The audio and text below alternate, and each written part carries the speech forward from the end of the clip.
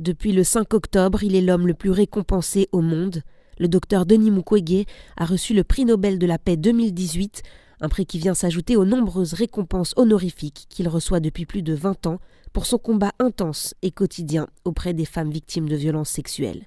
Ces prix, il les reçoit aussi pour son militantisme pour le respect des droits des femmes et des hommes et pour que la population congolaise accède à une vie digne. Et pourtant, en République démocratique du Congo, tout est fait pour étouffer son travail, qui met en lumière les conflits pour le minerai et toutes les atrocités qui en découlent. La dénonciation de ces vérités qui dérangent font de lui une personne mise en danger. Voici comment vit le docteur Denis Mukwege au sein même de son hôpital, l'hôpital de Panzi, à Bukavu.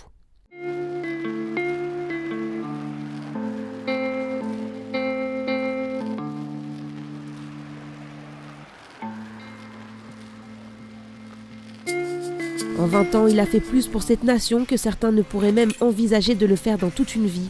Mais c'est dans une maison entourée de barbelés et protégée par la MONUSCO 24 heures sur 24 et 7 jours sur 7 que vit Denis Mukwege, notre prix Nobel de la paix. Son quotidien, c'est donc l'hôpital de Panzi nuit et jour. Certaines de ses opérations chirurgicales peuvent durer jusqu'à 22 heures et même au-delà.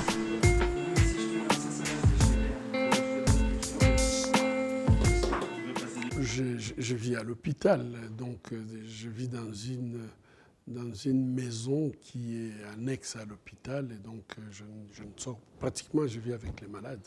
Autour de la maison, il y a une sécurité renforcée par bien sûr un enclos, des barbelés et puis il y a la garde de la MONUSCO. Ça c'est très dur. C'est très dur puisque je n'ai plus une vie sociale. Je ne peux pas voir même ma mère, même quand je voudrais bien être à côté d'elle. Je ne peux pas le faire quand je veux, et ça je crois que c'est très difficile.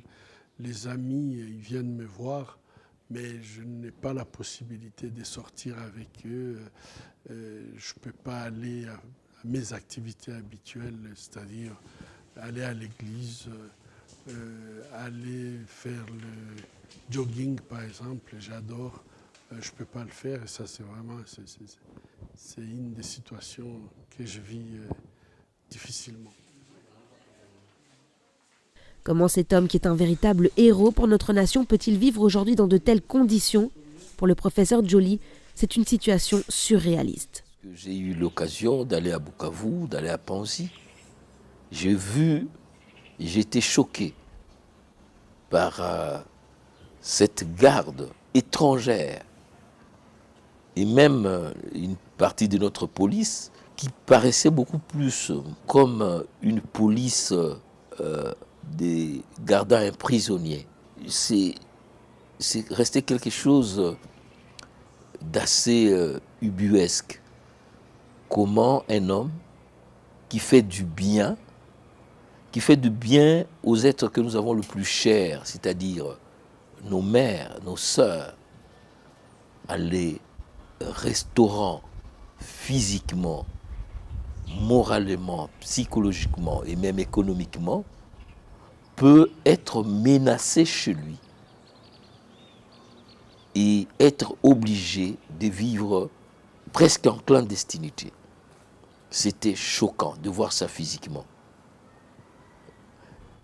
Entouré par des chars, des tireurs avec des fusils à lunettes, avec de gilets à petits balles. Plusieurs questions se posent. Le docteur sera-t-il un jour à nouveau en sécurité en République démocratique du Congo? Et surtout, comment expliquer que l'on n'ait toujours pas avancé sur l'enquête concernant la tentative d'assassinat qu'il a vécue en 2012? Une tentative d'assassinat qui s'est soldée par la mort de Jeff, un ami de longue date de la famille Mukwege, qui ce jour-là a perdu la vie en protégeant le docteur avec son corps pour ne pas que les balles l'atteignent. Dans la ville de Bukavu, c'est chaque jour qu'on tue les gens. On les tue chez eux, devant leurs enfants, devant leurs familles. Et ça se termine sans qu'il y ait une moindre enquête.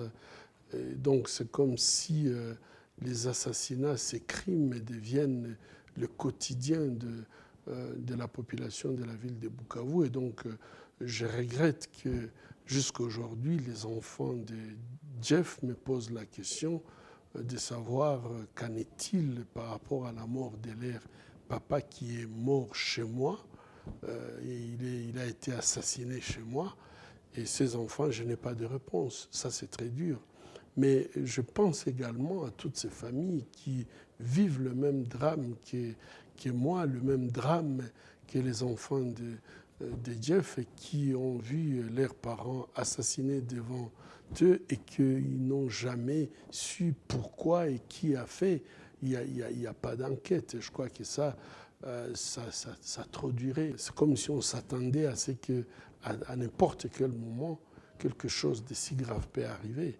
Je crois qu'il faut absolument que la justice puisse s'activer. On ne peut plus continuer à vivre dans un pays sans loi, sans foi, où les gens ils peuvent tuer et ils sentent complètement... ils sont libres de faire des meurtres comme ça, des crimes comme ça.